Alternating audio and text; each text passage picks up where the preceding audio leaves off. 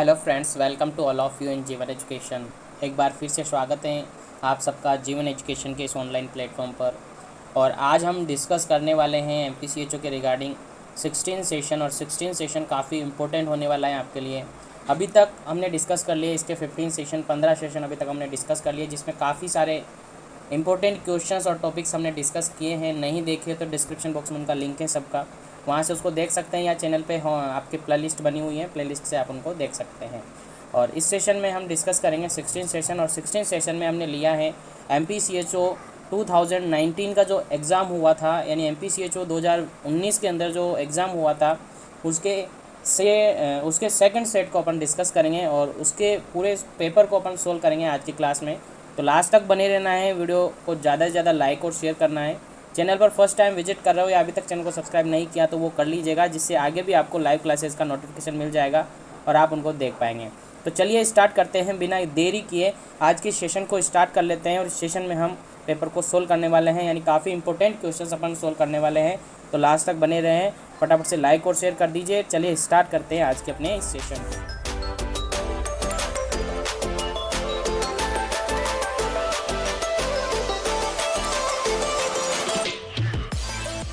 चलिए friends, start करते हैं आज के अपने इस सेशन को। और 16 सेशन हम डिस्कस कर रहे थे और उसके अंदर आज स्पेशली हम MPCHO 2019 के अंदर जो एग्ज़ाम हुआ था उसकी सेट सेकंड के बारे में बात करेंगे। इसके रिगार्डिंग जो भी क्वेश्चंस आए थे उनको हम डिटेल से स्टडी करेंगे कि क्या क्या क्वेश्चंस आया था, किस तरीके से क्वेश्चन का आंसर आपको देना था, सारा जानेंगे। लास्ट तक बने रहना है। फटाफट से लाइक और शेयर कर दीजिए सभी फ्रेंड्स को, ताकि सभी फ्रेंड्स ज्वाइन हो सके।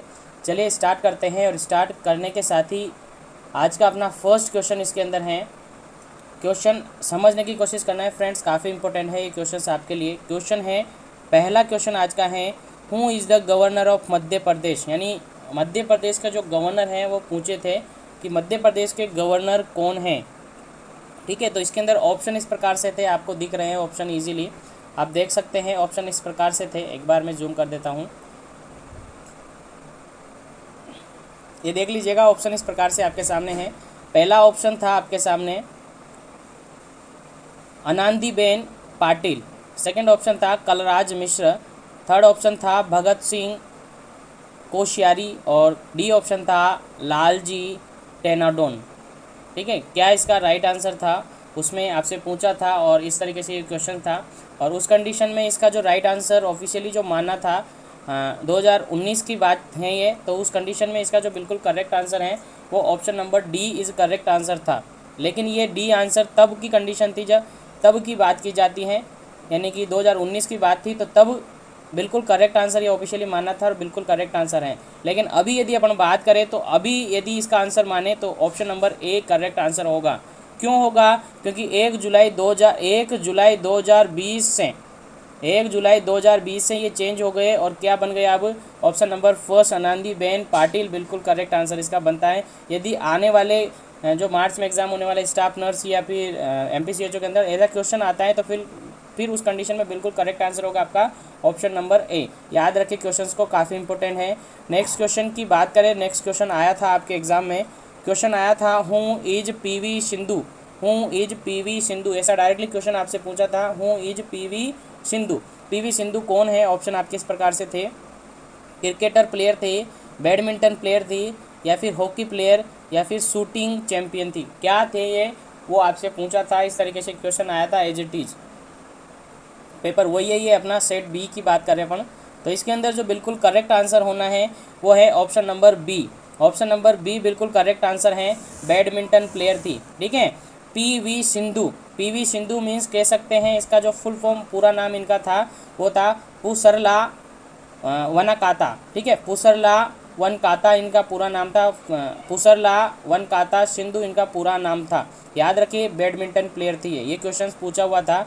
नेक्स्ट क्वेश्चन जो पूछा था वो पूछा था who is union health minister के रिगार्डिंग आपसे क्वेश्चन पूछा था कि यूनियन हेल्थ मिनिस्टर कौन है। ठीक है, तो ये क्वेश्चन पूछा था। ऑप्शन इस तरीके से थे, तुलसीराम सिलावत, ऑप्शन बी था राजनाथ सिंह, ऑप्शन सी था JP नड्डा, ऑप्शन डी था हर्षवर्धन। क्या इसका करेक्ट आंसर था? तो इसका जो करेक्ट आंसर है ऑप्शन नंबर डी बिल्कुल करेक्ट आंसर है। ठीक है, ऑप्शन नंबर डी बिल्कुल करेक्ट आंसर है। ठीक है, आप भी इनके साथ साथ क्वेश्चन आंसर करते रहे, इनके आंसर करते रहे, नोटबुक में नोट करते रहे, ताकि आपको भी पता चल जाए आपकी रैंकिंग का। ठीक है, तो ये साथ में आप करते रहे, बाकी ज़्यादा डिस्कशन इनमें करेंगे तो काफ़ी लंबे चौड़े हो जाएंगे, और अब ये पेपर अपन फटाफट डिस्कस करने के बाद आगे अदर मोस्ट इंपॉर्टेंट क्वेश्चंस के बारे में डिस्कस करेंगे। तो ये क्वेश्चन था, नेक्स्ट क्वेश्चन पूछा था, और ये अभी बिहार CHO के अंदर भी सेम यही क्वेश्चन रिपीट हुआ था। बिहार CHO का अभी रिसेंटली जो एग्ज़ाम हुआ था फरवरी में, तो उसके अंदर भी सेम यही क्वेश्चन रिपीट हुआ था कि यूनियन हेल्थ मिनिस्टर आपसे पूछा था, और उस कंडीशन में भी उसका बिल्कुल राइट आंसर क्या था, हर्षवर्धन था। ठीक है, डॉक्टर हर्षवर्धन बिल्कुल करेक्ट आंसर था। बिहार CHO के अंदर ये क्वेश्चन पूछा हुआ है। नेक्स्ट क्वेश्चन की बात करते हैं, नेक्स्ट क्वेश्चन पूछा था 4th number question, when is world health day celebrate, world health day celebrate, ये कब सेलिब्रेट किया जाता है, ये क्वेश्चन पूछा था, और इसके अंदर ऑप्शन थे 5 जनवरी, 10 फरवरी, 7 अप्रैल और 1 मई। क्या इसका करेक्ट आंसर था वो आपको बताना था। क्या इसका करेक्ट आंसर था, आप सबको पता होगा इसका करेक्ट आंसर क्या है, तो सी ऑप्शन बिल्कुल करेक्ट आंसर है। 7 अप्रैल बिल्कुल करेक्ट आंसर है, सी ऑप्शन बिल्कुल करेक्ट आंसर है। चौथे का जो 4th नंबर क्वेश्चन है उसका 7 अप्रैल, यानी सी ऑप्शन बिल्कुल करेक्ट आंसर है। ठीक है, आप सबको भी पता होगा, नहीं पता तो याद रखिए, ये क्वेश्चन राजस्थान CHO के अंदर वापस से रिपीट हुआ था, और रिसेंटली ये बिहार CHO के अंदर भी आई थिंक रिपीट हुआ था। बताया था मुझे एक ने कि ऐसा भी क्वेश्चन था, यानी WHO के रिगार्डिंग क्वेश्चन था। तो ये क्वेश्चन आप याद रखें, भूलना नहीं है। नेक्स्ट क्वेश्चन की बात करें तो नेक्स्ट क्वेश्चन पूछा था क्वेश्चन नंबर 5th, और 5th नंबर क्वेश्चन के अंदर आपसे पूछा था कि what is not true, what is not true, कौन सा इनमें से सही नहीं है, ये आपसे पूछा था। ठीक है, कौन सा इनमें से सही नहीं है, ये आपसे पूछा था। ठीक, तो 5th नंबर क्वेश्चन इस तरीके से पूछा था, कौन सा इनमें से सही नहीं है। तो 5th नंबर क्वेश्चन में बिल्कुल जो करेक्ट आंसर है वो ऑप्शन आप पढ़ सकते हैं, cricket is not a national game of India. B option था Saina Nehwal is not the present world badminton champion. C option था India has never won a gold medal in Olympic hockey. D option था PT Usha has won a gold medal in 100 metre race in Olympics. इसका बिल्कुल जो correct answer है, बिल्कुल जो correct answer है option number C बिल्कुल करेक्ट आंसर है। ठीक है, ये गलत लिखा हुआ है यहाँ पर, यानी ये जो ऑप्शन था वो गलत था। ठीक है, ओलंपिक हॉकी के अंदर गोल्ड मेडल लिया था, इनमें मना किया है, तो ये बिल्कुल करेक्ट आंसर है। ठीक है, तो ये करेक्ट आंसर था इसके अंदर। क्वेश्चन नंबर 5th का बिल्कुल करेक्ट आंसर था option number C, option number C बिल्कुल करेक्ट था। अब आगे चलते हैं पर नेक्स्ट क्वेश्चन के बारे में बात करते हैं, क्वेश्चन नंबर 6, क्वेश्चन नंबर 6 के बारे में बात करते हैं। क्वेश्चन नंबर 6 क्वेश्चन था विच स्टेटमेंट इज ट्रू, कौन सा स्टेटमेंट सही है, ऐसा आपसे पूछा था। ऑप्शन आपके सामने है, आंसर आप दीजिएगा, फटाफट से इसका आंसर रिपीट कीजिएगा आप, क्या इसका आंसर हो सकता है। ऑप्शन आपके सामने है, फटाफट से इसका आंसर दीजिए, उसके बाद राइट आंसर आपको बताया जाएगा क्या इसका बिल्कुल करेक्ट आंसर होगा, क्या इसका बिल्कुल करेक्ट आंसर होगा, वो आपको पूछा है। ठीक है, विच स्टेटमेंट इज ट्रू, कौन सा स्टेटमेंट सही है। ऑप्शन आपके सामने इस तरीके से थे, dengue is a mosquito borne viral infection. B option था malaria is non infections disease. C option था H1N1 is not directly associated with the swine flu. D option था typhoid does not spread throughout contaminated food and drink water. क्या इसका correct answer है, यहाँ पर पूछा था कौन सा सही है, कौन सा ऑप्शन सही है, ये आपसे पूछा था। तो उस कंडीशन में आप देख सकते हैं 4th ऑप्शन कट जाता है, क्यों, क्योंकि टाइफॉइड है, कॉन्टामिनेटेड फूड से फैलता है। स्वाइन फ्लू वाला ये भी कट जाता है, मलेरिया वाला भी कट जाता है। बिल्कुल करेक्ट आंसर क्या है, डेंगू वाला, यानी ए ऑप्शन बिल्कुल करेक्ट आंसर था। Dengue is the mosquito borne viral infection, बिल्कुल करेक्ट आंसर था ये। ठीक है, याद रखना है, भूलना नहीं है, काफ़ी इंपॉर्टेंट क्वेश्चन है, तो याद रखना है, ये क्वेश्चन आपको भूलना नहीं है। तो 6 का आंसर हो जाता है ऑप्शन नंबर ए बिल्कुल करेक्ट आंसर हो जाता है। ठीक, चलिए बात करते हैं नेक्स्ट क्वेश्चन की, नेक्स्ट क्वेश्चन आपके सामने है 7 नंबर क्वेश्चन है which is the largest state in India, India के अंदर लार्जेस्ट स्टेट कौन सा है। ठीक है, इंडिया है उसके अंदर लार्जेस्ट स्टेट कौन सा है, काफ़ी इंपॉर्टेंट क्वेश्चन हैं, बताइए इसका आंसर क्या है। ऑप्शन नंबर ए है Madhya Pradesh, option number B है राजस्थान, ऑप्शन नंबर सी है महाराष्ट्र, ऑप्शन नंबर डी है उत्तर प्रदेश। क्या इसका करेक्ट आंसर था, तो इसका जो करेक्ट आंसर था वो था ऑप्शन नंबर बी बिल्कुल करेक्ट आंसर था। क्या था, ऑप्शन नंबर बी बिल्कुल करेक्ट आंसर था। राजस्थान जो कि लार्जेस्ट स्टेट है, ठीक है, राजस्थान जो कि लार्जेस्ट स्टेट है। अपन इसका क्षेत्रफल की बात करें तो 342,239 किलोमीटर स्क्वायर ये था, ठीक है। तो सबसे ज़्यादा सरफेस एरिया इसके पास है। क्षेत्रफल यदि हम बात करते हैं तो सबसे ज़्यादा है, इसलिए राजस्थान है जो कि सबसे बड़ा स्टेट है, ठीक है। तो बिल्कुल करेक्ट आंसर है इसका ऑप्शन नंबर सी, बिल्कुल करेक्ट आंसर है, sorry B, option number B is correct answer है, बिल्कुल ठीक है। याद रखना है, ये क्वेश्चंस याद रखने हैं, आगे आपके रिपीट हो सकते हैं, अभी रिसेंटली एग्जाम होने वाले हैं, ठीक है। तो याद रखिए option number B is correct answer, 7 का बी करेक्ट आंसर। नेक्स्ट बात करें क्वेश्चन नंबर 8, नेक्स्ट बात करते हैं क्वेश्चन नंबर 8। और क्वेश्चन नंबर 8 के अंदर आपको क्वेश्चन पूछा है which is the largest internal organ in human body. Human body के अंदर कौन सा लार्जेस्ट इंटरनल ऑर्गन है, ये पूछा था। ऑप्शन आपके सामने है, इस तरीके से ऑप्शन थे आपके पास, ब्रेन, हार्ट, किडनी और लीवर, ये 4 ऑप्शन थे। इनमें से आपको आंसर पूछा था कि कौन सा लार्जेस्ट ऑर्गन है, कौन सा इंटरनल लार्जेस्ट ऑर्गन है, वो आपसे पूछा था। आंसर आपको देना है, फटाफट से इसका आंसर दे दीजिए। क्या इसका आंसर होगा, जल्दी से आप सबको भी आंसर देना है, जल्दी जल्दी आंसर दीजिए ताकि ज़्यादा से ज़्यादा पूरे पेपर को अपन एक ही सेशन में सोल्व कर ले, ठीक है। तो जल्दी जल्दी आंसर दीजिएगा ताकि एक ही सेशन में अपन पूरे क्वेश्चन को सोल्व कर ले। क्या इसका करेक्ट आंसर है, जल्दी से इसका आंसर दीजिएगा, क्या इसका करेक्ट आंसर है। ब्रेन, हार्ट, किडनी और लीवर, ब्रेन, हार्ट, किडनी और लीवर, क्या इसका करेक्ट आंसर है। तो इसका करेक्ट आंसर है ऑप्शन नंबर डी, बिल्कुल करेक्ट आंसर है। और काफ़ी इंपॉर्टेंट है क्वेश्चन, तो आप स्टार बनाए लीजिए, स्टार बनाए लीजिए, कभी भी ये रिपीट हो सकता है, ये क्वेश्चन कभी भी रिपीट हो सकता है, पूरे स्टार मार्क बना लीजिएगा, ठीक है। याद रखना है कभी भी रिपीट हो सकता है। राजस्थान CHO के अंदर पूछा हुआ है ये क्वेश्चन, उसके अलावा MP CHO के अंदर और अदर सभी कॉम्पिटेटिव एग्जाम्स में ये पूछा हुआ है, तो याद रखिए, स्टार मार्क बना लीजिए, काफ़ी इंपॉर्टेंट है। Liver is right answer, liver is largest organ, ठीक है। इंटरनल ऑर्गन की बात की जा रही है, liver is largest organ.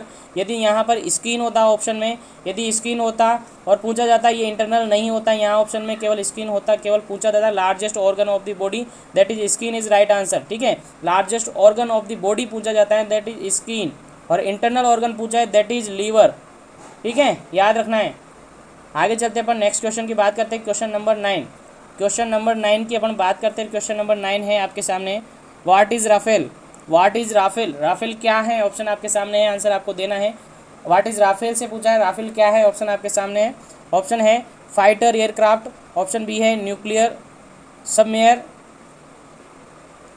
Option number C है assault Rafale, option number D है anti tank missile, anti tank missile. क्या इसका राइट आंसर है, बिल्कुल राइट आंसर आपको देना है। क्या इसका करेक्ट आंसर है, आंसर आपको देना है, जल्दी से आंसर दीजिए। क्या इसका करेक्ट आंसर है, that is first option is right answer. पहला जो बिल्कुल ऑप्शन है, पहला ऑप्शन है, बिल्कुल करेक्ट आंसर है। फाइटर एयरक्राफ्ट है, फाइटर एयरक्राफ्ट है, कह सकते हैं अपन ट्विन जेट फाइटर एयरक्राफ्ट।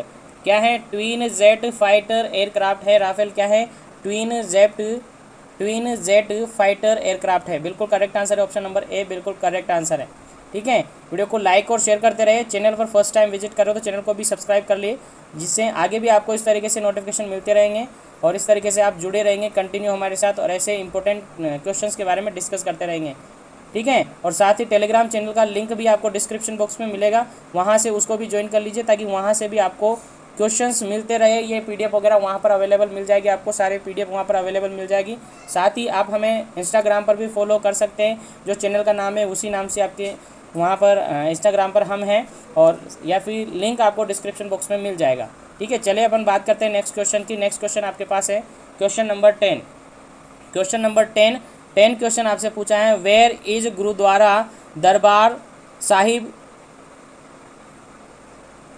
क्या पूछा है, where is Gurdwara Darbar Sahib Kartarpur located, Kartarpur located, question पूछा हुआ है, where is the Gurdwara Darbar Sahib Kartarpur located, कहाँ पर लोकेटेड है ये गुरुद्वारा, वो आपसे क्वेश्चन पूछा था। आंसर आपको देना है, ऑप्शन आपके सामने है। पहला ऑप्शन है Jammu and Kashmir, second option है हिमाचल प्रदेश, थर्ड ऑप्शन है हरियाणा, ऑप्शन नंबर डी है, या फोर्थ ऑप्शन है पाकिस्तान। क्या इसका करेक्ट आंसर है, आंसर आपको देना था, फटाफट से इसका आंसर दीजिएगा। क्या इसका करेक्ट आंसर होगा, आप सबको पता होना चाहिए सारे क्वेश्चंस, इसलिए प्रीवियस एग्जाम के क्वेश्चंस आपको करवा रहा हूं मैं, तो ये क्वेश्चंस आपको याद होना चाहिए। क्या इसका करेक्ट आंसर होगा, तो याद रखिए इसका जो करेक्ट आंसर है वो ऑप्शन नंबर डी बिल्कुल करेक्ट आंसर है। जो गुरुद्वारा दरबार सिंह करतारपुर जो है वो कहाँ पर लोकेटेड है, दैट इज़ पाकिस्तान में लोकेटेड है। कहाँ पर लोकेटेड है, दैट इज़ पाकिस्तान के अंदर।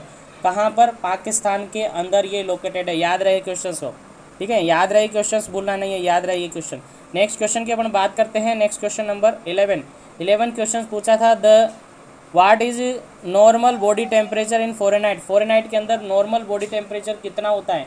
एक ह्यूमन की बात की जा रही है, एक बॉडी की, ह्यूमन बॉडी की बात की जा रही है कि बॉडी के अंदर जो नॉर्मल बॉडी टेम्परेचर होता है कितना होता है। आपने पढ़ा है कितना होता है। ऑप्शन आपके सामने, फ़ारेनहाइट में आपको बताना है। ऑप्शन आपके सामने है 98.2 degree Fahrenheit, 98.6 degree Fahrenheit, 99.2 degree Fahrenheit, 99.6 degree Fahrenheit. क्या इसका करेक्ट आंसर है? आप सबको पता है इसका करेक्ट आंसर क्या होगा। तो B option is correct answer. B option is correct answer. 98.6 degree Fahrenheit is correct answer. इसी को यदि सेंटीग्रेड में पूछा जाता है तो 37 डिग्री सेंटीग्रेड बिल्कुल करेक्ट आंसर। ठीक है, तो फ़ारेनहाइट में पूछा जाता है तो 98.6 डिग्री फ़ारेनहाइट, और सेंटीग्रेड में पूछा जाता है तो 37 डिग्री सेंटीग्रेड। दोनों क्वेश्चंस आपको याद रखना है, भूलना नहीं है, याद रखना है। ठीक है, तो ये हमेशा याद रखना है, क्वेश्चंस भूलना नहीं है, याद रखना है। नेक्स्ट क्वेश्चन की अपन बात करते हैं, क्वेश्चन नंबर 12। क्वेश्चन नंबर 12 की अपन बात करते हैं। तो क्वेश्चन नंबर 12 आपके सामने है। क्वेश्चन पढ़ते हैं, विच ग्लैंड और organ does not work right in the diabetes mellitus. ठीक है, डायबिटीज़ जो फर्स्ट है, डायबिटीज़ फर्स्ट आपने पढ़ा होगा डायबिटीज़ मेलाइटस के बारे में। डायबिटीज़ मेलाइटस के अलग अलग टाइप्स आपने पढ़े होंगे, type first, type second, insulin dependent diabetes mellitus, non insulin dependent diabetes mellitus, ये आपने पढ़ा होगा।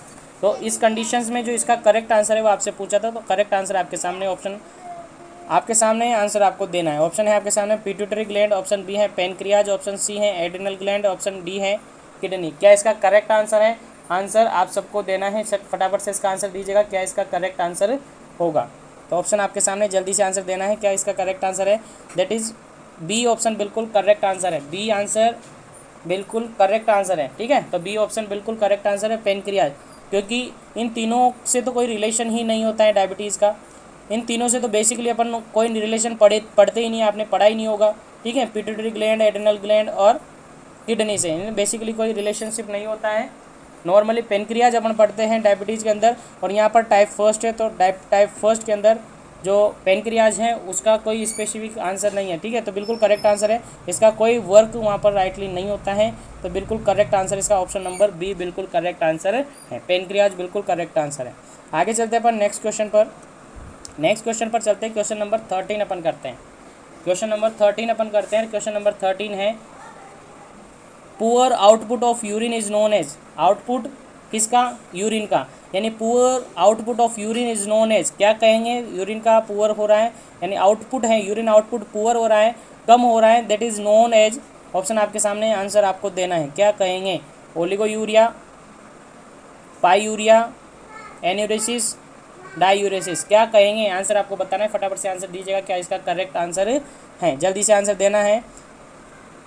तो इसका करेक्ट आंसर है ऑप्शन नंबर ए, बिल्कुल करेक्ट आंसर है, oliguria. Poor output of urine that is known as a oliguria. क्या कहेंगे? ओलिगोयूरिया। ठीक है, क्या कहेंगे? ओलिगोयूरिया। क्या कहेंगे? ओलिगोयूरिया। तो बिल्कुल करेक्ट आंसर हो जाता है इसका ऑप्शन नंबर ए। वीडियो को लाइक और शेयर करते रहे फ्रेंड्स, वीडियो को लाइक और शेयर करें। फर्स्ट टाइम विजिट कर रहे हैं तो चैनल को भी सब्सक्राइब कर ले, जिससे आगे भी आपको ये लेटेस्ट अपडेट मिलते रहेंगे, लाइव क्लासेस का नोटिफिकेशन मिलता रहेगा। चलिए नेक्स्ट क्वेश्चन की अपन बात करते हैं, क्वेश्चन नंबर 14। क्वेश्चन नंबर 14 अपन बात करते हैं। क्वेश्चन नंबर 14 में पूछा है आपसे, विच सेल सीक्रेट एंटीबॉडी। कौन सी सेल हैं जो कि एंटीबॉडी सीक्रेट करती हैं? ऑप्शन आपसे पूछा है। ठीक है, कौन सी सेल हैं जो कि एंटीबॉडी सीक्रेट करती है? आंसर आपसे पूछा था। ऑप्शन नंबर ए है मोनोसाइट, ऑप्शन बी है लिम्फोसाइट, ऑप्शन सी है न्यूट्रोफिल्स, ऑप्शन डी है इओसिनोफिल्स। क्या इसका करेक्ट आंसर है? आंसर आपको देना था। तो करेक्ट आंसर इसका क्या है आप सबको पता होगा। क्या है इसका correct answer? That is option number B is correct answer. Option number B is correct answer, lymphocyte. और लिम्फोसाइट में भी कौन सी लिम्फोसाइट? याद रखें, बी लिम्फोसाइट। ठीक है, लिम्फोसाइट में भी कौन सी lymphocyte? B lymphocyte is correct answer. और ब्लड की बात करें तो WBC या RBC? तो WBC। ठीक है, कौन करती हैं? WBC। ठीक है, तो याद रखें, लिम्फोसाइट एंटीबॉडी का फॉर्मेशन करती हैं, या फिर बी लिम्फोसाइट या फिर WBC। करेक्ट आंसर है बी। नेक्स्ट क्वेश्चन की बात करते हैं अपन। नेक्स्ट क्वेश्चन है आपके पास 15 क्वेश्चन नंबर 15 की बात करते हैं। स्टैंडिंग लॉन्ग एक्सटेंडिंग, ठीक है, long standing high blood pressure में result in, long standing high blood pressure में रिजल्ट इन, ऑप्शन आपके सामने है, आंसर आपको देना है। ऑप्शन ए है कार्डियोमेगेली, ऑप्शन बी है कार्डियक फेलियर, ऑप्शन सी है हार्ट अटैक और ऑप्शन डी है ऑल ऑफ दिस। क्या इसका करेक्ट आंसर है, आंसर आपको देना था।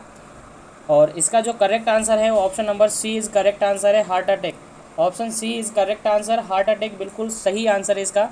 नेक्स्ट क्वेश्चन की बात करते हैं। याद रखें क्वेश्चंस, याद रहे क्वेश्चंस भूलना नहीं है, काफ़ी इंपॉर्टेंट है, याद रहे। नेक्स्ट क्वेश्चन की अपन बात करते हैं, क्वेश्चन नंबर 16। क्वेश्चन नंबर 16 की अपन बात करते हैं। क्वेश्चन है the respiratory system is made up of trachea, lungs and the, यानी ट्रेकिया से बना होता है, लंग्स से बना होता है, और ऑर्गन कौन सा है जो कि रेस्पिरेटरी से जुड़ा हुआ है, रेस्पिरेटरी सिस्टम में इन्वॉल्व होता है। ऑप्शन आपके सामने, इनमें से कौन सा रेस्पिरेटरी सिस्टम का ऑर्गन है वो आपसे पूछा था, आंसर आपको देना है फटाफट से। क्या इसका करेक्ट आंसर है डायफ्राम, पेनक्रियाज, ईसोफेगस और लीवर। इसमें से आपको आंसर बताना है क्या इसका करेक्ट आंसर है। तो इसका करेक्ट आंसर है ऑप्शन नंबर ए, बिल्कुल राइट आंसर है। ऑप्शन नंबर ए बिल्कुल राइट आंसर है। डायफ्राम इज रेस्पिरेटरी ऑर्गन और रेस्पिरेटरी मसल्स अपन कह सकते हैं। क्या कह सकते हैं, रेस्पिरेटरी मसल्स, जिसमें आपने पढ़ा होगा इंटरकोस्टल मसल्स और डायफ्राम, ठीक है, दोनों रेस्पिरेटरी मसल्स हैं, यानी रेस्पिरेटरी सिस्टम के अंदर इन्वॉल्व होती हैं। देखिए पेनक्रियाज डाइजेस्टिव में होती है, लीवर डाइजेस्टिव की एसेसरी ऑर्गन है, और इसोफेगस डाइजेस्टिव सिस्टम की एसेसरी ऑर्गन है, ठीक है। तो यहाँ तक समझ आ गया होगा। आगे बात करते हैं पर नेक्स्ट क्वेश्चन की। Next question number 17। Next question number 17 और 17 क्वेश्चंस के बारे में आपसे पूछा है।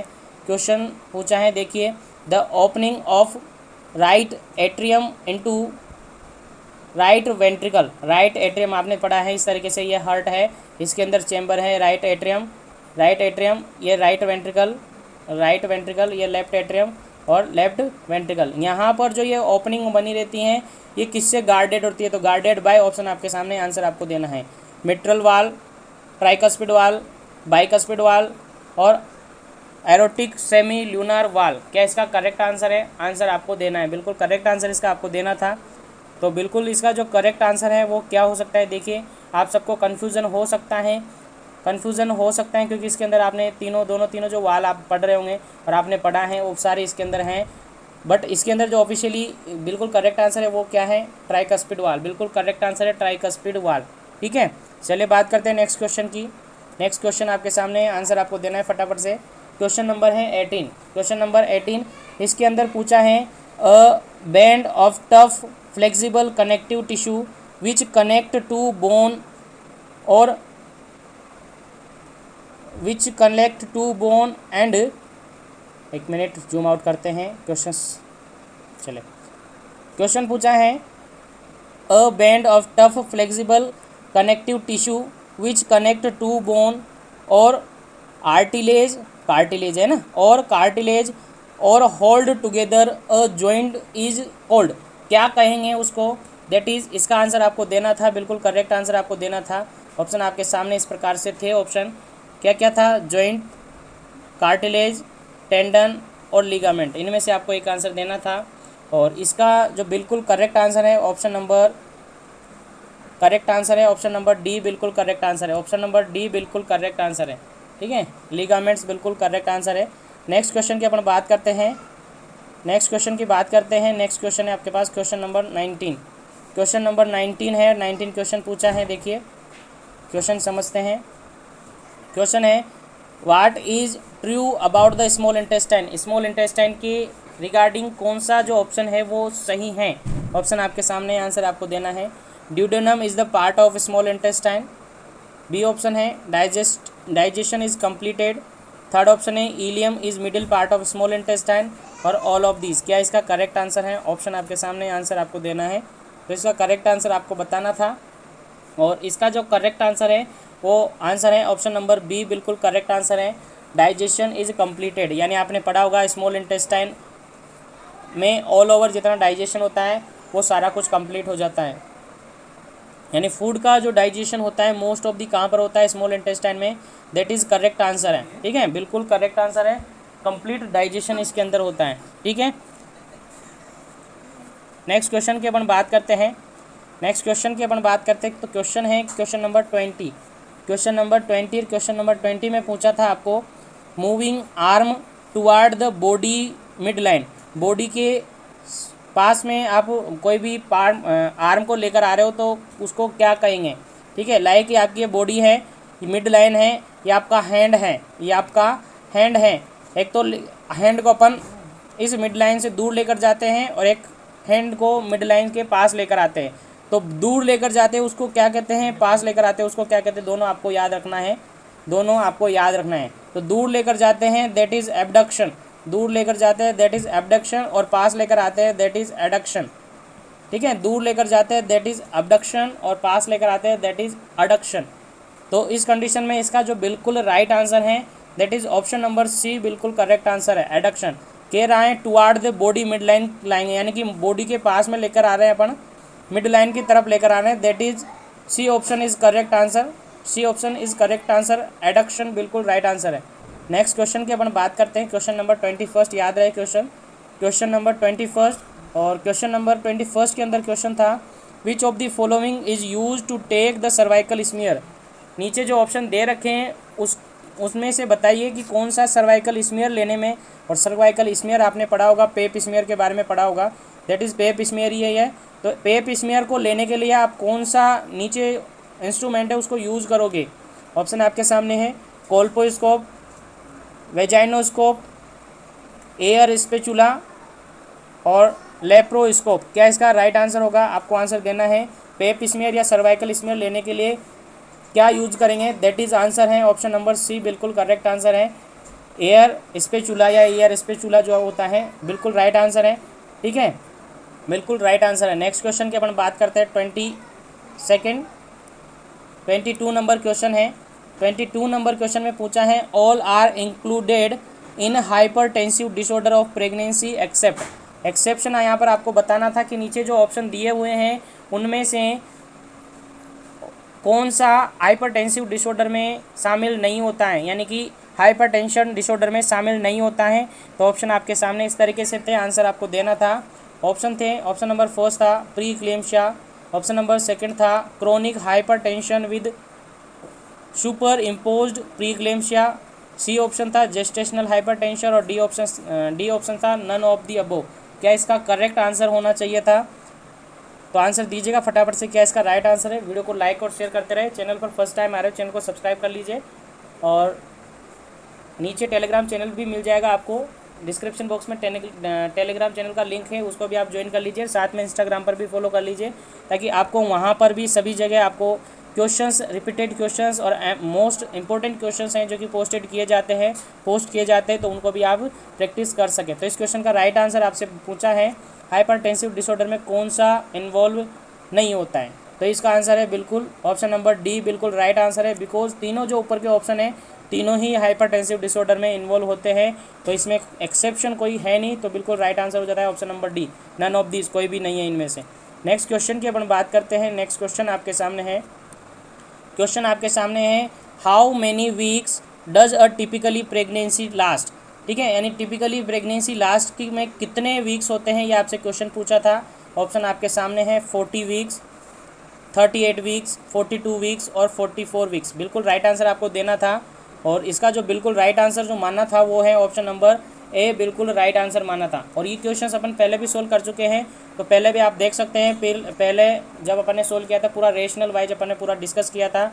अभी अपन इनको स्पीडली और जल्दी सोल्व कर रहे हैं, तो समझने की कोशिश करना है, और ये क्वेश्चंस आप पढ़ने की कोशिश करना है, याद रखने की कोशिश करना है, क्योंकि आपके पास टाइमिंग है कम। तो ये सारे क्वेश्चंस आप याद रखिए, आगे आपके रिपीट हो सकते हैं।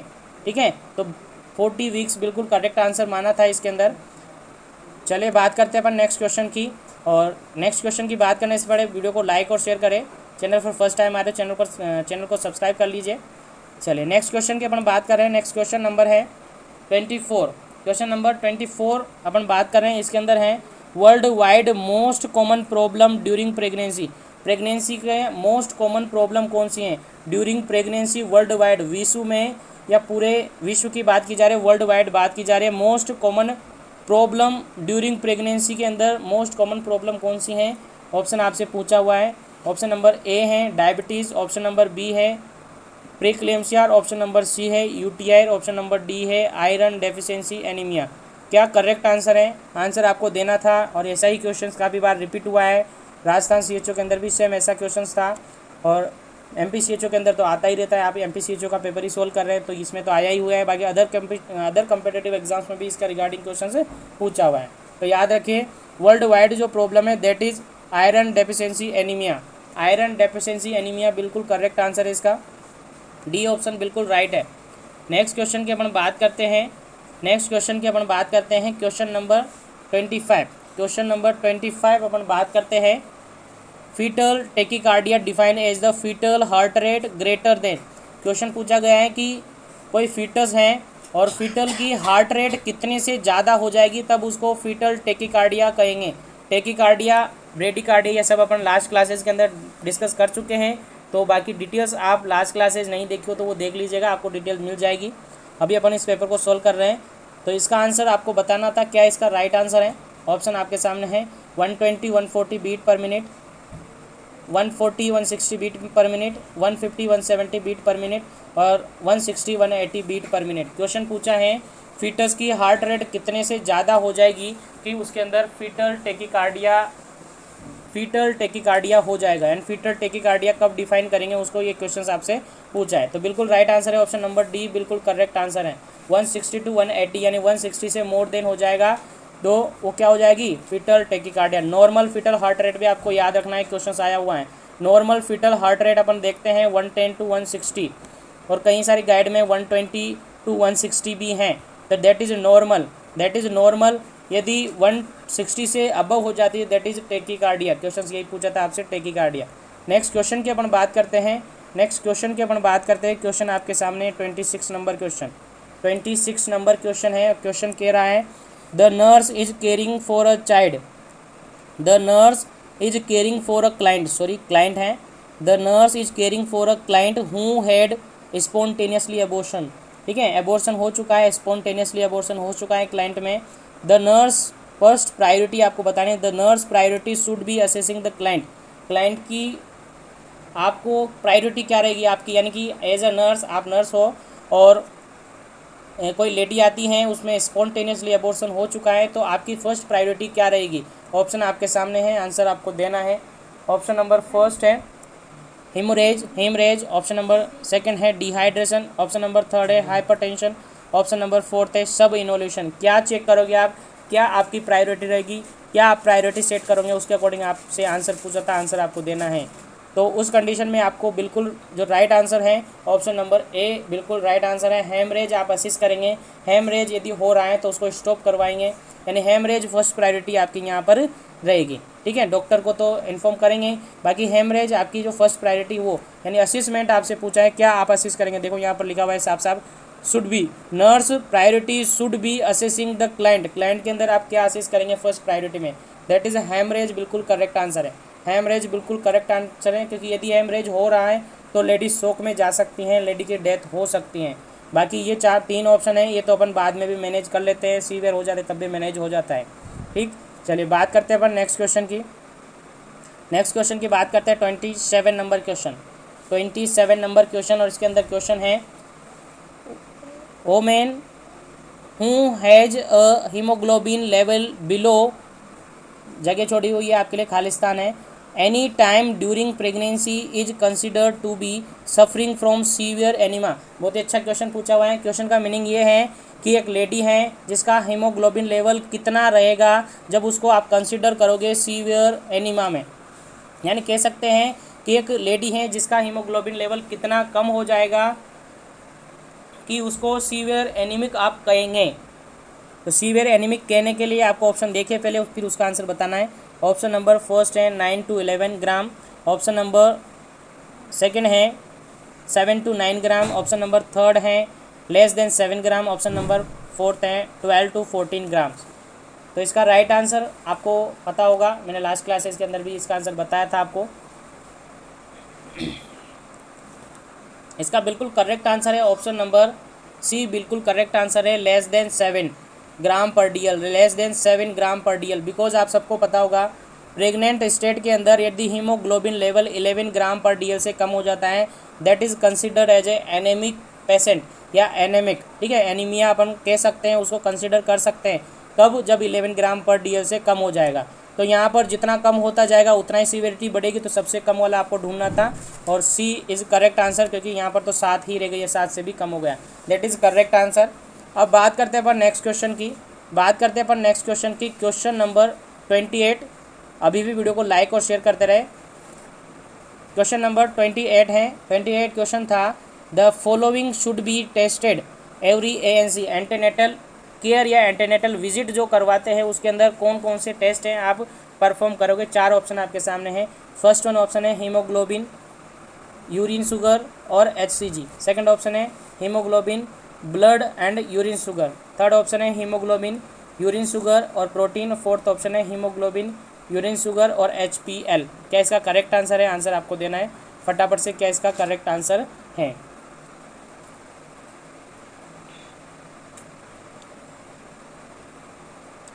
तो इसका जो करेक्ट आंसर है आप सबको पता होगा क्या इसका करेक्ट आंसर है, और अभी रिसेंटली राजस्थान सीएचओ के अंदर भी पूछा हुआ है यही सेम क्वेश्चन। तो इसका करेक्ट आंसर है ऑप्शन नंबर सी, बिल्कुल करेक्ट आंसर है। ऑप्शन नंबर सी बिल्कुल करेक्ट आंसर है। हीमोग्लोबिन चेक करेंगे, यूरिन शुगर चेक करेंगे और प्रोटीन चेक करेंगे। यहाँ पर राजस्थान सीएचओ के अंदर जो क्वेश्चन आया था वहाँ यहाँ प्रोटीन की जगह एल्बुमिन आ गया था, और एल्बुमिन क्या है? एल्बुमिन भी एक प्रोटीन है। तो काफ़ी सारे कन्फ्यूज हो गए थे, बट इसका राइट आंसर है ऑप्शन नंबर सी, बिल्कुल करेक्ट आंसर है। याद रखें, रिपीट होने की संभावना है, आगे से याद रखें, क्वेश्चंस काफ़ी इंपॉर्टेंट हैं।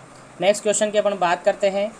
क्वेश्चन नंबर 29 नंबर जो क्वेश्चन है वो है इक्लेम्सिया इक्लेम्सिया क्या होता है? सबको पता होगा इक्लेम्सिया क्या होता है। मैंने लास्ट क्लासेस के अंदर इसके बारे में डिटेल डिस्कस किया है, जिसने नहीं देखा वो देख सकते हैं। लिंक डिस्क्रिप्शन बॉक्स में आपको मिल जाएंगे सभी के, या चैनल के प्लेलिस्ट में आपको मिल जाएंगे सारी वीडियोस, सारे सेशन वहाँ पर आपको अवेलेबल हैं। तो इक्लेम्सिया आपसे पूछा था, इक्लेम्सिया क्या है ये आपसे पूछा था, तो ऑप्शन आपके सामने आंसर देना है।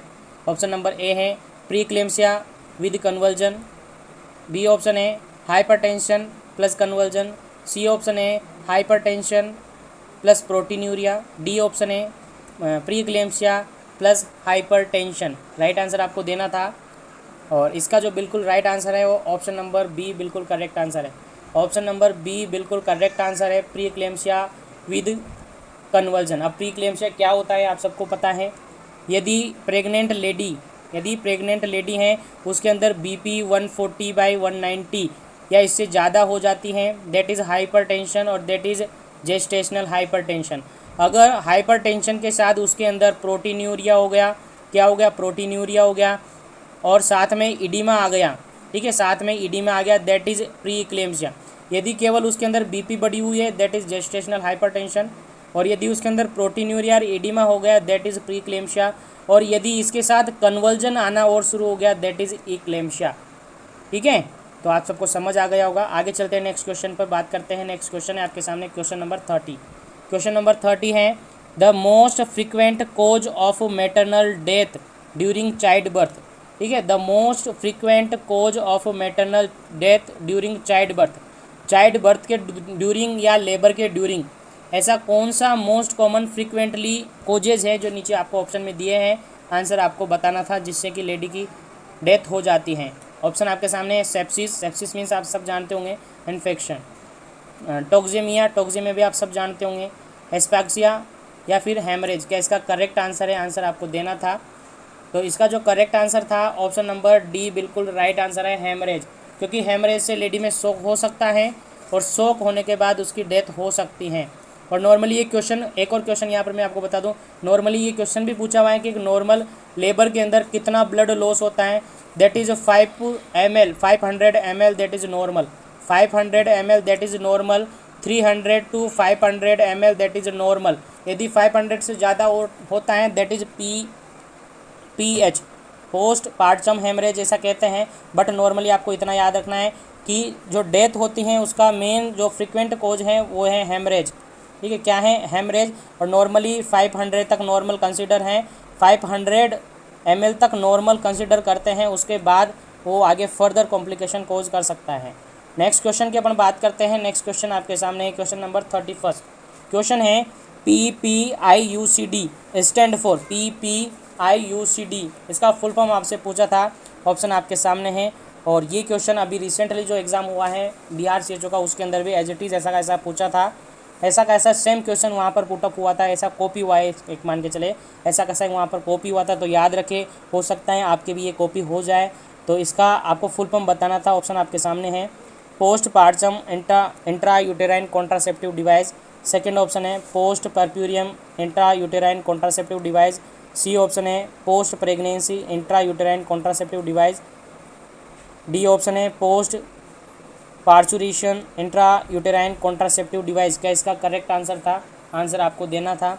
और इसका जो बिल्कुल करेक्ट आंसर है वो ऑप्शन नंबर ए बिल्कुल करेक्ट आंसर है।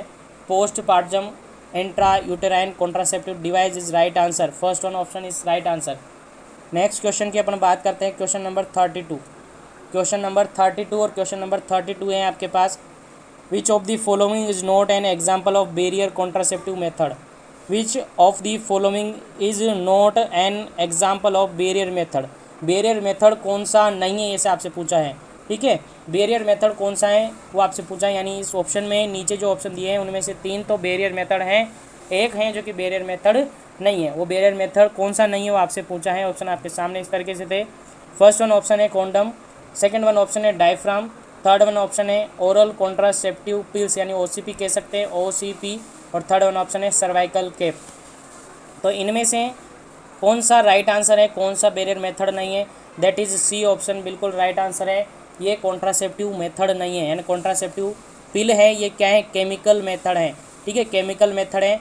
ठीक है, बाकी ये रिमेनिंग 3 है कि बैरियर मेथड है। याद रखें, क्वेश्चंस रिपीट होने के चांसेस हैं इसके, काफ़ी बार ये ऐसा क्वेश्चंस पूछे जाते हैं। और कॉन्ट्रासेप्टिव से रिगार्डिंग क्वेश्चंस हर एग्ज़ाम में पूछे हुए हैं, और स्पेशली CHOs के एग्ज़ाम में 8 से 10 क्वेश्चन डायरेक्टली पुटअप होते हैं, सेम एज ऐसे के ऐसे ही। नेक्स्ट क्वेश्चन की अपन बात करते हैं, क्वेश्चन नंबर 33, 33 नंबर क्वेश्चन है। ये है oral contraceptive pills can have. ठीक है, oral contraceptive pills can have, यानी OCP जो होती है उसके अंदर क्या क्या होते हैं। ऑप्शन आपके सामने है oestrogen and progestin, B option है ओनली प्रोजेस्टिन, सी ऑप्शन है both of these, D option है नन ऑफ दीज अबव। क्या इसका करेक्ट आंसर है? तो इसका जो करेक्ट आंसर है वो option number C is correct answer है। ऊपर के दोनों ऑप्शन करेक्ट हैं, बिल्कुल राइट आंसर है ऑप्शन नंबर सी। ऊपर के दोनों करेक्ट है इसलिए राइट आंसर हो जाता है ऑप्शन नंबर सी, बिल्कुल करेक्ट आंसर हो जाता है। नेक्स्ट क्वेश्चन की अपन बात करते हैं, क्वेश्चन नंबर 34। क्वेश्चन नंबर 34 की अपन बात करते हैं, what do male condoms offer that other form of birth control do not. ठीक है, इसका आंसर आपसे पूछा है, ऑप्शन आपके सामने है। ऑप्शन है ऑप्शन नंबर ए है least chance of failure, chances कम है इसके फेलियर के, या फिर best protection against the STD के बेस्ट प्रोटेक्शन है इसका, और चीपेस्ट यूज है, और ऑल ऑफ दीज है। क्या इसका करेक्ट आंसर है? आंसर आपको देना था। तो इसका करेक्ट आंसर है ऑप्शन नंबर बी, बिल्कुल करेक्ट आंसर है। बेस्ट प्रोटेक्शन देता है ये STD के against, that is right answer, option number B is correct answer. और अभी तक अपन ने 34 समथिंग अपन ने क्वेश्चन कर लिए। आगे चलते हैं अपन नेक्स्ट क्वेश्चन पर, और नेक्स्ट क्वेश्चन पर चलने के साथ ही एक बार फिर से कहूँगा वीडियो को ज़्यादा से ज़्यादा लाइक करें, शेयर करें। चैनल पर फर्स्ट टाइम आए हो चैनल को सब्सक्राइब कीजिए, क्योंकि डेली MCQ सेशन आपके लिए अवेलेबल है यहाँ पर, और डेली लाइव सेशन आपके लिए चलाए हुए हैं। 13 सेशन आज का अपना है, धीरे धीरे अपन चल रहे हैं। और इनका PDF आप चाहिए तो टेलीग्राम भी ज्वाइन कर लीजिएगा, नीचे लिंक डिस्क्रिप्शन बॉक्स में है, और इंस्टाग्राम पर भी फॉलो कर सकते हैं, नीचे लिंक डिस्क्रिप्शन में। नेक्स्ट क्वेश्चन आते हैं, नेक्स्ट क्वेश्चन की अपन बात करते हैं। क्वेश्चन नंबर है आपके पास 35, क्वेश्चन नंबर है 35, और क्वेश्चन पूछा है world population day fall on, यानी वर्ल्ड पॉपुलेशन डे है जो कि सेलिब्रेट करते हैं, वो आपसे पूछा है। ऑप्शन आपके सामने है, आंसर आपको देना है। तो ऑप्शन है आपके सामने 11 जुलाई, ऑप्शन बी है 11 मई, ऑप्शन सी है 11 अगस्त, ऑप्शन डी है 11 सितंबर। क्या इसका करेक्ट आंसर है? आंसर आपको देना था। और इसका जो करेक्ट आंसर है आप सबको पता होगा, आई थिंक सबको पता होना चाहिए ऐसे एग्ज़ाम में, क्योंकि डेमोग्राफी आपने देखा होगा, सिलेबस देखा होगा MPCHO का। तो डेमोग्राफी एक यूनिट है, उसके अंदर से 5 नंबर के क्वेश्चन ऑलमोस्ट पूछे जाएंगे। तो ये डेमोग्राफी क्वेश्चंस आपको याद रखने हैं। और इसका जो बिल्कुल करेक्ट आंसर है that is option number A, बिल्कुल राइट आंसर है। 11 जून बिल्कुल करेक्ट आंसर है, सॉरी 11 जुलाई है। ठीक है, 11 जुलाई बिल्कुल करेक्ट आंसर है। पॉपुलेशन डे के रिगार्डिंग, वर्ल्ड पॉपुलेशन डे के रिगार्डिंग 11 जुलाई बिल्कुल करेक्ट आंसर है। नेक्स्ट क्वेश्चन की अपन बात करते हैं, क्वेश्चन नंबर 36। क्वेश्चन नंबर 36 और क्वेश्चन नंबर 36 है फुल फॉर्म ऑफ SAM, यानी सेम का फुल फॉर्म आपसे पूछा है। ऑप्शन आपके सामने है, आंसर आपको देना था। ऑप्शन है severe anaemic malnutrition, option B है severe anaemic mother, option C है severe acute malaria, option D है सीवियर एक्यूट माल न्यूट्रिशन। सारे ऑप्शन सही है ना, सारे ऑप्शन सही है। तो अब ढूंढेंगे कैसे कि इसका सही आंसर क्या है। सारे ऑप्शन सही है, सबको सही लग रहे हैं, सारे ऑप्शन बिल्कुल करेक्ट लग रहे हैं, कोई भी गलत नहीं लग रहा है, क्योंकि सबका फुल फॉर्म ये हो सकता है, सीवियर एनीमिक माल न्यूट्रिशन हो सकता है, एनीमिक मदर हो सकता है, एक्यूट मलेरिया हो सकता है, एक्यूट माल न्यूट्रिशन हो सकता है ना। बट इसका जो बिल्कुल करेक्ट आंसर है, इसका जो बिल्कुल करेक्ट आंसर है that is option number D बिल्कुल करेक्ट आंसर है। सेम का फुल फॉर्म क्या होता है वो आपको याद रखना है, सेम का फुल फॉर्म होता है सीवियर एक्यूट माल न्यूट्रिशन, बिल्कुल करेक्ट आंसर है सीवियर एक्यूट माल न्यूट्रिशन। ठीक है, चलते हैं बात करते हैं नेक्स्ट क्वेश्चन की। नेक्स्ट क्वेश्चन आपके सामने है क्वेश्चन नंबर 37। क्वेश्चन नंबर 37 और 37 क्वेश्चन नंबर है वो आप देख सकते हैं। A baby is called an infant up to the what age, एक बेबी है यानी अभी बर्थ हुआ है, बर्थ होने के बाद या एक बेबी है कितनी एज तक उसको कहेंगे इन्फेंट, यानी इन्फेंसी एज, यानी अलग अलग एज ग्रुप मैंने लास्ट सेशन के अंदर बताई हुई है कौन से एज पर क्या बोलेंगे। इन्फेंसी एज कब होती है, प्री स्कूलर एज कब होती है, स्कूल एज कब होती है, एडोलसेंट एज कब होती है, ठीक है, नियोनेट कब होती है, सारा कुछ मैंने बताया हुआ। नहीं देखे तो लास्ट सेशन ज़रूर देखें, उनमें काफ़ी इंपॉर्टेंट क्वेश्चंस आपको मिलेंगे, काफ़ी इंपॉर्टेंट डिटेल्स आपको मिलेंगे, तो वो सारे क्वेश्चंस आप देखिए। इस क्वेश्चन का जो करेक्ट आंसर है, इस क्वेश्चन का जो करेक्ट आंसर है that is D option is right, infant. ठीक है, यानी बर्थ से लेकर 28 डेज की अपन बात करें दैट इज़ अ न्यूबॉर्न या नियोनेट, और 1 मंथ टू 1 ईयर तक की अपन बात करें दैट इज़ इन्फेंसी एज या infant. That is right answer is option number D बिल्कुल करेक्ट आंसर है। नेक्स्ट क्वेश्चन की अपन बात करते हैं। नेक्स्ट क्वेश्चन आपके सामने है क्वेश्चन नंबर 38।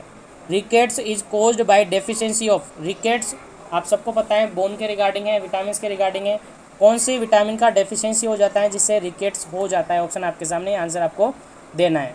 ऑप्शन है vitamin D, vitamin A, vitamin B और विटामिन सी। क्या इसका करेक्ट आंसर है, आंसर आपको देना था।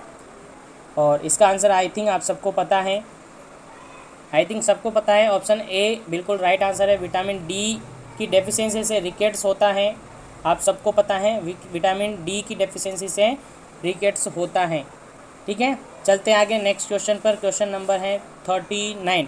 Question number 39, what is the sign of severe pneumonia, severe pneumonia का साइन कौन सा है। नीचे जो ऑप्शन दिए हैं उनमें से सीवियर निमोनिया का साइन कौन सा है ये आपसे पूछा है, आंसर आपको देना है। क्या इसका करेक्ट आंसर होगा।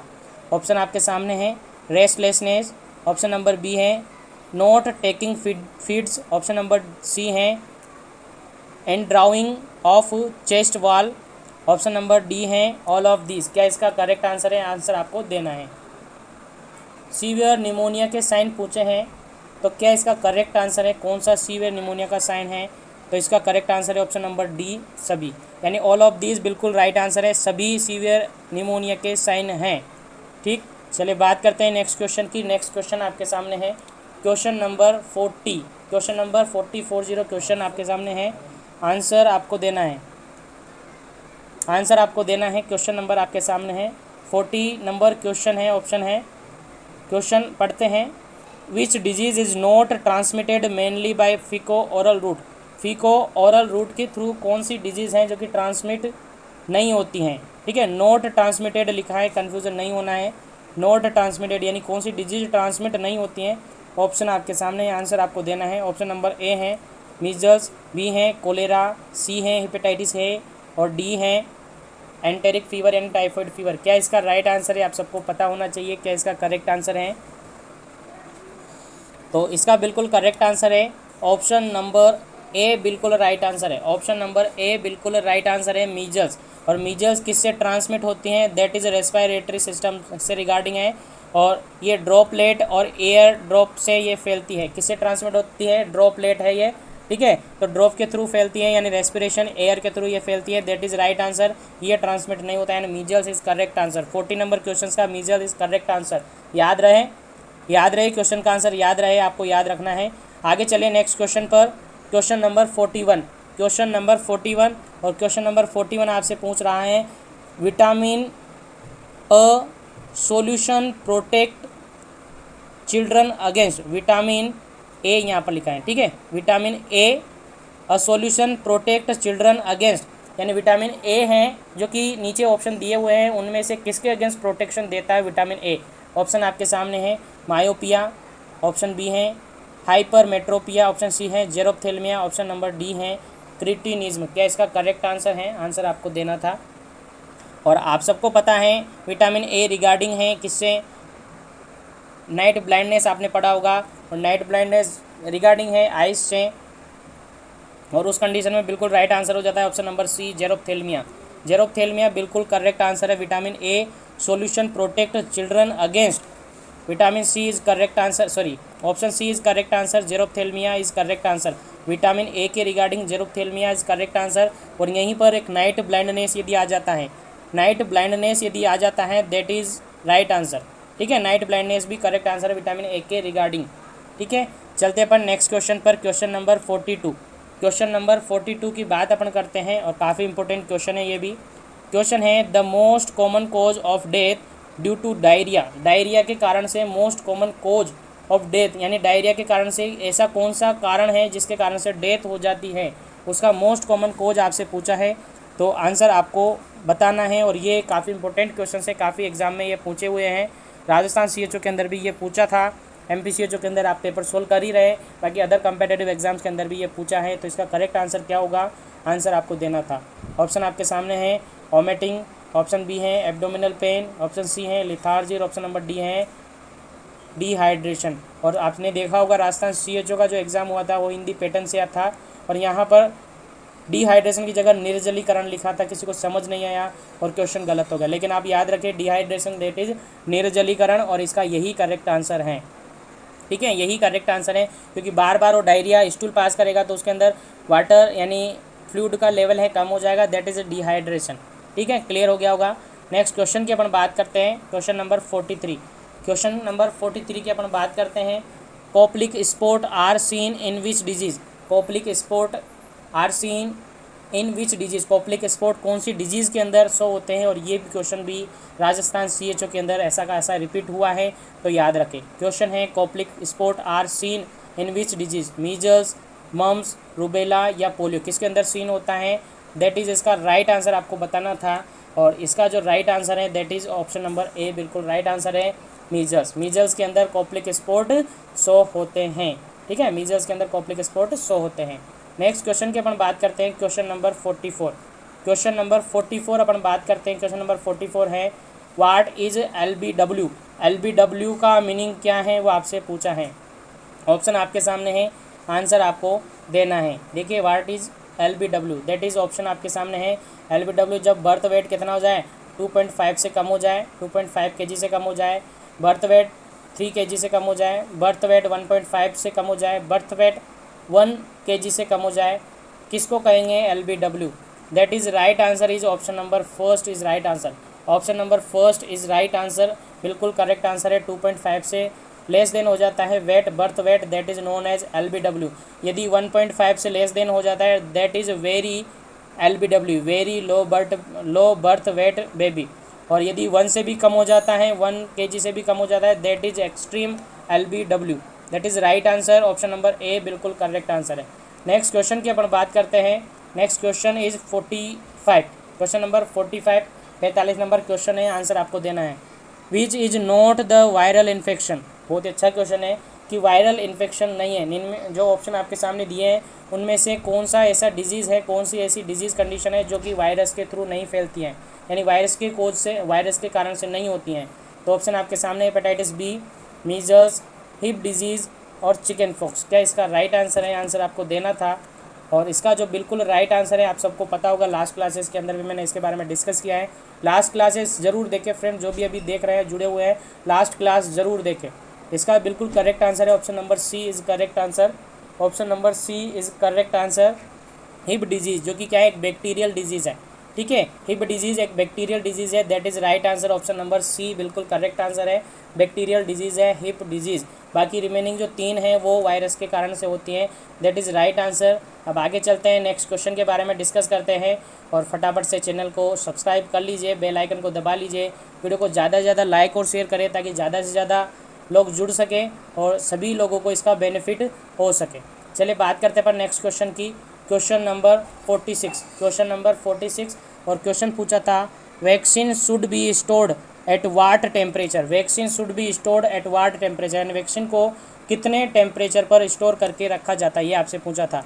ऑप्शन आपके सामने हैं 0 to 4 degree centigrade Celsius, option number B है 2 to 6 degree Celsius, option C है 2 to 8 डिग्री सेल्सियस, और ऑप्शन डी है 0 to 8 डिग्री सेल्सियस। तो इसका करेक्ट आंसर आप सबको पता होगा, उम्मीद करता हूँ मैं ऐसी, क्योंकि इम्यूनाइजेशन के रिगार्डिंग भी, इम्यूनाइजेशन में पूरा 5 नंबर का क्वेश्चन, 5 नंबर के क्वेश्चंस उसके अंदर से आएंगे, तो इम्यूनाइजेशन आपने पढ़ लिया होगा। अदरवाइज आपको कल या परसों के अंदर इम्यूनाइजेशन का पूरा एक सेपरेट क्लास मिलेगा जिसके अंदर सारा कुछ होगा। यदि आपने वो ध्यान से देख लिया, पढ़ लिया, तो उसके बाहर से कोई क्वेश्चन पुटअप नहीं होता है। तो उसका अपडेट पाने के लिए चैनल को अभी सब्सक्राइब करके रखें, ताकि जैसे ही वो क्लास अपडेट हो उसका नोटिफिकेशन आप तक पहुंच जाए। डेली क्लास ज्वाइन कीजिएगा, क्योंकि काफ़ी इंपॉर्टेंट क्वेश्चंस के बारे में अपन डिस्कस कर रहे हैं। Daily up to date 2 classes अपनी होती हैं, एक 12 o'clock होती है दिन में, एक शाम को 8:30 पर होती है। तो इस क्वेश्चन का जो राइट आंसर है 46 का राइट आंसर है वो ऑप्शन नंबर सी बिल्कुल करेक्ट आंसर है। 2 to 8 डिग्री सेल्सियस बिल्कुल करेक्ट आंसर है। वैक्सीन को शुड बी स्टोर, यानी वैक्सीन को स्टोर किया जाता है 2 to 8 डिग्री सेल्सियस पर। नेक्स्ट क्वेश्चन की अपन बात करते हैं, क्वेश्चन नंबर 47। क्वेश्चन नंबर 47 अपन बात करते हैं all are minor reaction of DPT vaccine except. नीचे ऑप्शन दिए हैं जिनमें से सभी माइनर रिएक्शन है डीपीटी का, लेकिन एक ऑप्शन ऐसा है जो कि सीवियर है। ठीक है, all are minor reaction of DPT vaccine, यानी कि सारे ऑप्शन कैसे हैं, माइनर रिएक्शन वाले हैं, बट इसमें एक्सेप्ट आपको निकालना है, यानी कौन सा नहीं है जो कि माइनर रिएक्शन है। ऑप्शन आपके सामने है, आंसर आपको देना है। ऑप्शन है माइल्ड फीवर, ऑप्शन बी है pain at the injection site, option C है रेसेस, ऑप्शन डी है एक्सेसिव क्राइंग। क्या इसका राइट आंसर है, आंसर आपको देना था। और इसका जो बिल्कुल राइट आंसर है, उम्मीद है आप सबको पता होगा, जिन्होंने भी लास्ट क्लासेस, जो शुरू से लास्ट क्लासेस जो अपने चली हुई हैं, अभी तक 16 चैप्टर अपने हो चुके हैं, 16 सेशन अभी तक हमने कर लिए हैं।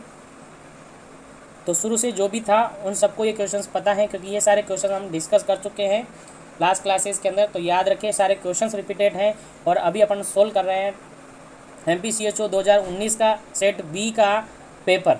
ठीक है, और उसके अंदर रिपीटेड हुए हैं ये क्वेश्चंस, और आगे आपके भी हो सकते हैं। इनमें से काफ़ी सारे क्वेश्चंस अभी मैंने रिसेंटली जो क्वेश्चंस आते जा रहे हैं वो मैं बताता भी जा रहा हूँ कि बिहार CHO के अंदर ऐसे कैसे रिपीट हुए, राजस्थान CHO के अंदर ऐसे कैसे रिपीट हुए। हो सकता है आपके भी ऐसे कैसे ये रिपीट हो जाए। तो याद रखें इन क्वेश्चंस को। वीडियो को लाइक और शेयर करते रहे। चैनल पर फर्स्ट टाइम है, चैनल को सब्सक्राइब करके बेल आइकन को प्रेस कर ले, ताकि आगे भी आपको नोटिफिकेशन मिलता रहे। तो इस क्वेश्चन का जो बिल्कुल राइट आंसर है that is option number C is right answer. Rashes बिल्कुल राइट आंसर है, option number C is right answer, बिल्कुल राइट आंसर है।